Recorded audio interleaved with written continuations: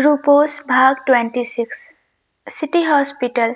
Relax Neelkanth, उसे कुछ नहीं होगा, वह ठीक हो जाएंगी, रिमिका ने नील के कंधे पर हाथ रखकर कहा। लेकिन नील ने कुछ नहीं कहा, वह दरवाजे के सामने खामोश बैठा हुआ था।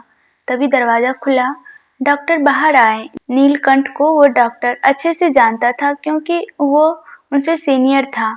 डॉक्टर सक्सेना, क्या हुआ है उसे? ऐसे कैसे वो बेहोश हो गई? नील ने तुरंत डॉक्टर से पूछा। देखिए डॉक्टर नील, अभी हम फिलहाल कुछ नहीं कह सकते, हमें उसका सीटी स्कैन करना होगा। केस थोड़ा सीरियस है, वह गंभीरता से। क्या सीटी स्कैन पर क्यों? नॉर्मल बेहोशी नहीं है।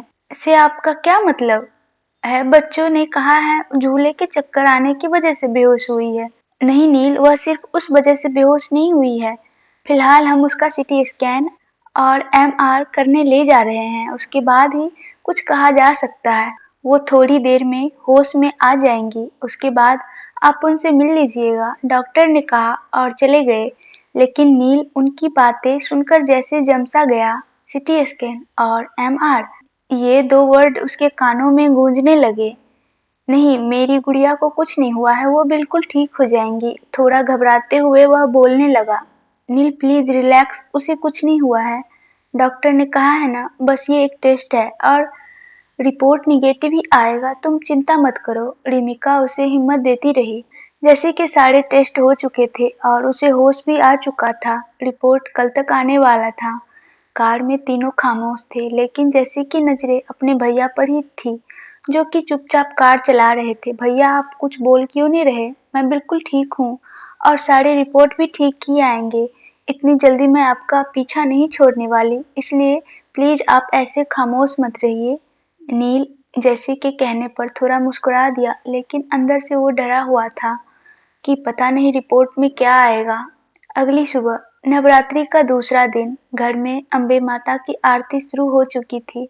एक आलीशान कमरे में अम्बू अपने बेड पर सोया हुआ था, लेकिन उसके चेहरे पर पसीना ही पसीना था और वह नींद में ही बड़बड़ा रहा था, मानो किसी को रोक रहा हो। तभी वह अचानक बेड से गिर गया और उसकी नींद खुल गई। ममा, वो जोर से चिल्लाया और अपने आसपास देखने लगा। तभी उसके रूम का दरवाजा खुला और घबराते हुए अर्श दौड़ता हुआ आया। अम्बू तू ठीक तो है ना? वह उसे ऊपर उठाते हुए बोला, लेकिन अम्बू अभी भी सदमे में था। भाई काम डाउन, सब ठीक है, देख मैं हूँ अर्श। वह उसे पानी का गिलास उसकी तरफ बढ़ाया। तभी रूम का दरवाजा खुला और हाथ में आरती लिए एक लेडी आई। उसे देखकर अम्बू और अर्श दोनों खड़े हो गए। माँ, भाई ने शायद फिर से बुरा सपना देखा है, अर्श ने उस लेडी से कहा। वह लेडी अपने चेहरे पर एक प्यारी सी स्माइल लिए वह दोनों के पास आई और आरती का थाल उनकी तरफ बढ़ा दिया। दोनों ने आरती लिया और उस लेडी के पैर छुए। बेटा, आपसे कितनी बार कहा है, आप ज्यादा मत सोचा कीजिए, उस बात को भूल जाइए, पिछली बातें। मैं हूं ना तुम्हारे पास, तो फिर क्यों इतना सोचते हैं? और जीजी आपके पास आने वाली थी, मैंने ही उन्हें कहा है कि अभी मत आइए, आपके बर्थडे में अभी टाइम है और उस दिन आ जाएंगी वो। आप दोनों का नाश्ता रेडी है, नीचे आकर के कर लीजिए। उस लेडी ने उन दोनों के गालों पर प्यार से हाथ फेर कर कहा और वहां से बाहर चली गई। अर्श भी थोड़ी देर में वहां से चला गया। अम्बू के माँ पापा का डिवोर्स नहीं हुआ था, लेकिन फिर भी जब भी वो साथ होते, उसके बीच किसी न किसी बात को लेकर लड़ाई हो जाती। जब अम्बू छोटा था तब उसकी मम्मी उसे लेकर उसके मायके चली गई, लेकिन अम्बू के पापा अम्बू को लेने चले गए। अम्बू अपनी मम्मी के लिए रोता रहा, लेकिन फिर भी उसके पापा उसे यहाँ ले आए। उसके पापा को लगा उसकी मम्मी अम्बू के लिए वापस आएंगी, पर ऐसा नहीं हुआ। उसकी मम्मी बस कभी कभी ही उनसे मिलने आती। धीरे धीरे अम्बू भी अपने पापा के साथ अकेले रहने लगा। जब अर्श की मम्मी पापा को ये बात पता चली तो उन्होंने उसकी मम्मी पापा को समझाने की कोशिश की, पर वो दोनों नहीं माने, इसलिए वो दोनों उसके साथ रहने लगे। तभी से अम्बू को लगता है शादी के बाद सब बदल जाता है, इसलिए वह किसी बंधन में नहीं बंधना चाहता। इसलिए वह जैसे से प्यार होते हुए भी उनसे कभी कहा नहीं, क्योंकि वह उसे प्यार तो कर सकता है पर शादी नहीं, और वो उसे तकलीफ नहीं पहुंचाना चाहता। इसलिए उसने अपने आप को जैसे से हमेशा दूर रखने की कोशिश की। College campus practical lab. मानू और अनय आपस में अपना वर्क कर रहे थे। मानू चुप ही थी, वह गुस्सा थी उनसे। अनय भी शांत ही था, क्योंकि सर सामने थे, इसलिए वो दोनों चुप ही थे। पर जब अनय के करीब मानू हो तो भला वो कैसे उसे ताड़ने से बच सकता है। समय समय पर वह मानू को देख ही लेता और खो जाता, जिससे मानू को उसे वापस लाने में उसे कई बार आवाज देना पड़ता, और जिससे मानू उससे और गुस्सा हो रही थी।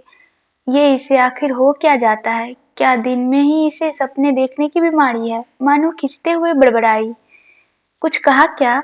उसने मानू के बनते बिगड़ते चेहरे को देखकर कहा, नहीं, मैं भला तुम्हें क्यों कुछ कहूंगी, ये राइट तो तुम्हारा है ना।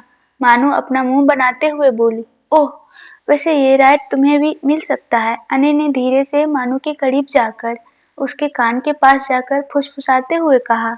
तो मानू की सांसें मानो रुक सी गई एक मिनट के लिए। कैसे? वह भी बेख्याली में बोल गई, मेरी प्यारी घरवाली बन जाओ, उसके बाद चाहे दिन हो या रात मुझे मन भर के डांटते रहना, ये राइट सिर्फ तुम्हारा होगा।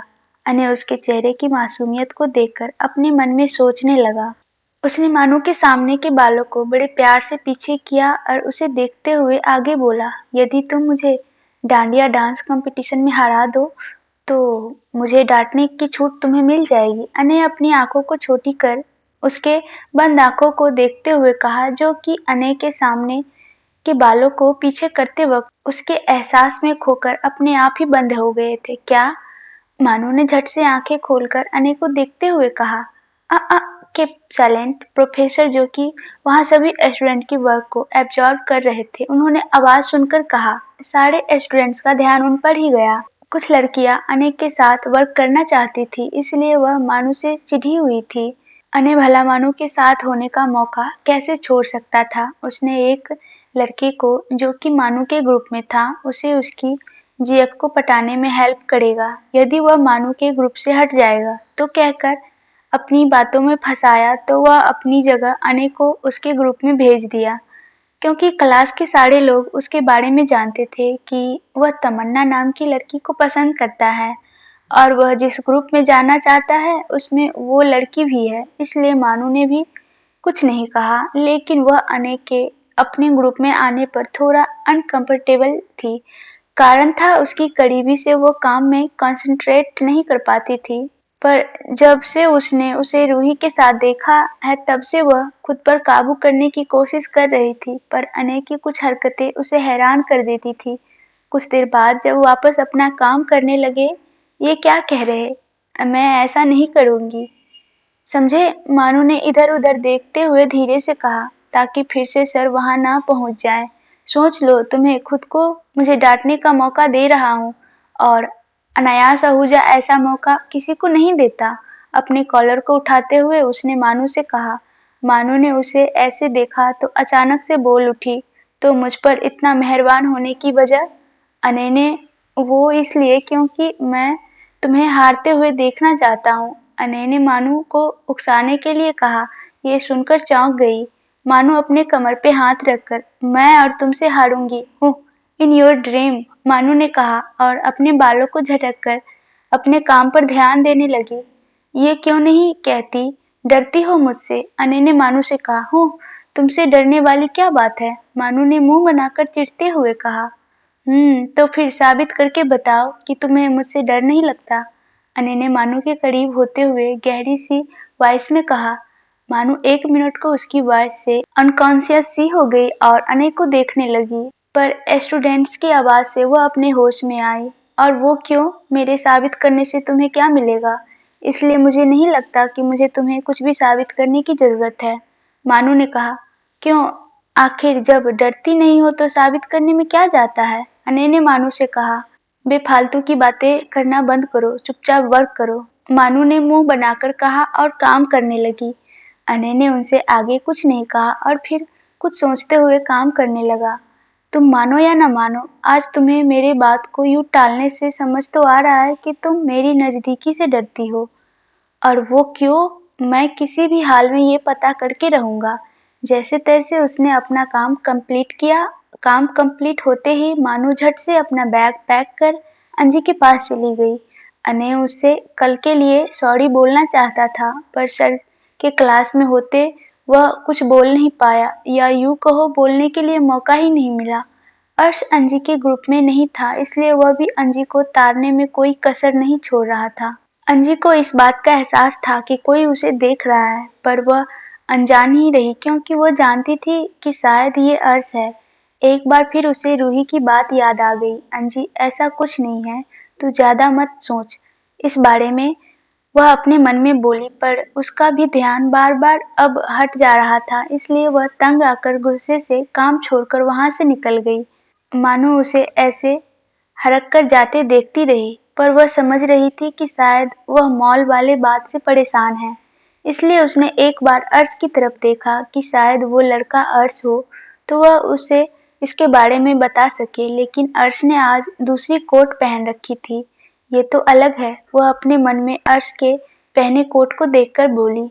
वह भी कुछ देर बाद अंजी के पास चली गई। वह उसे समझाना चाहती थी कि इतना परेशान ना हो। अर्श का ध्यान भी अब क्लास में कहाँ लगता, वह भी अनय के साथ बाहर चला गया। हेलो उत्कर्ष, मानू ने अंजी का मूड सही करने के लिए उत्कर्ष को कॉल लगा दिया। वो सब कॉलेज के बाहर प्लेग्राउंड में बैठे हुए थे। उत्कर्ष तो इस बात से खुश था कि मानू ने उसे कॉल किया है। वह उसके साथ बात करने लगा, लेकिन पीछे से अनय की टीम फुटबॉल खेलने के लिए आ रही थी, तो अनय की नजर हंसते हुए बात करते हुए मानू पर गई। ये किससे इतना हंस-हंस कर बात कर रही है, और अभी कैसे मेरे साथ बात करने पर कतरा रही थी, कहकर वह चिढ़ते हुए और जलन भरी नजरों से वह मानू को देखने लगा। अंजी को खुश करने के लिए उत्कर्ष भी फोन पर ही ऐसे ऐसे जोक मारने लगा, जिससे अंजी को थोड़ा अच्छा फील हुआ और वह हंसने लगी। मोबाइल स्पीकर पर था, जिससे मानू भी हंसने लगी। मगर तभी मानू की नजर अनय पर गई, जो कि बॉल को किक करते हुए दौड़ रहा था। उसे देखकर मानू को कुछ देर वाली उसकी बात याद आ गई और उसने अपना मुंह बना लिया। वही अचानक दूसरी टीम के प्लेयर ने अनय को जोर का धक्का दे दिया, जिससे वह बुरी तरह से गिर पड़ा। ये देखकर सारे लोग चौंक से गए। उसे गिरते देखकर मानू की सांसें अटक गई। वह घबराते हुए मोबाइल छोड़कर बिना कुछ सोचे उनकी तरफ दौड़ पड़ी। आगे की कहानी आप लोग को सुननी है तो कमेंट्स जरूर से जरूर करिएगा, और अगर कहानी अच्छी लगती है तो वीडियो को लाइक करना ना भूलिएगा। Thank you.